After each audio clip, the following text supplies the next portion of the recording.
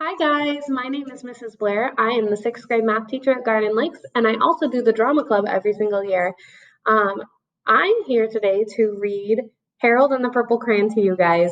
It's one of my favorite books from when I was a kid. My mom used to read it to me all the time, and I think it was probably because her favorite color was purple.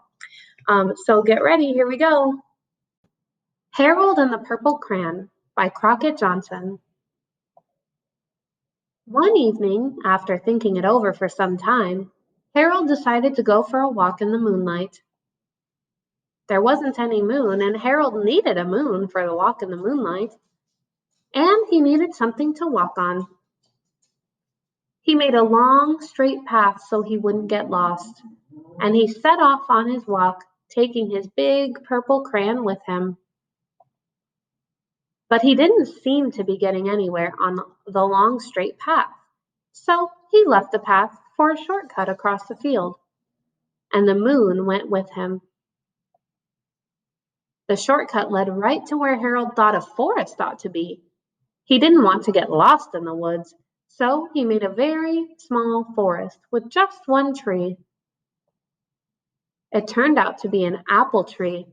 The apples would be very tasty, Harold thought, when they got red. So he put a frightening dragon under the tree to guard the apples. It was a terribly frightening dragon. It even frightened Harold. He backed away. His hand holding the purple crayon shook. Suddenly he realized what was happening, but by then Harold was over his head in the ocean. He came up sinking fast, and in no time he was climbing aboard a trim little boat. He quickly set sail, and the moon sailed along with him. After he had sailed long enough, Harold made land without much trouble. He stepped ashore on the beach, wondering where he was. The sandy beach reminded Harold of picnics, and the thought of picnics made him hungry. So he laid out a nice, simple picnic lunch. There was nothing but pie, but there were all 9 kinds of pie that Harold liked best. When Harold finished his picnic, there was quite a lot left. He hated to see so much delicious pie go to waste. So Harold left a very hungry moose and a deserving porcupine to finish it up.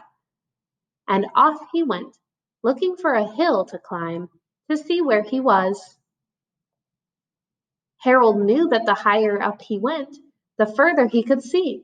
So he decided to make the hill into a mountain. If he went high enough, he thought, he could see the window of his bedroom. He was tired and he felt he ought to be getting to bed. He hoped he could see his bedroom window from the top of the mountain. But as he looked down over the other side, he slipped, and there wasn't any other side of the mountain. He was falling in thin air. But luckily he kept his wits and his purple crayon. He made a balloon and he grabbed onto it. And he made a basket under the balloon big enough to stand in. He had a fine view from the balloon, but he couldn't see his window. He couldn't even see a house. So he made a house with windows, and he landed the balloon on the grass in the front yard. None of the windows was his window. He tried to think where his window ought to be. He made some more windows. He made a big building full of windows. He made a lot of buildings full of windows. He made a whole city full of windows. But none of the windows was his window. He couldn't think where it might be.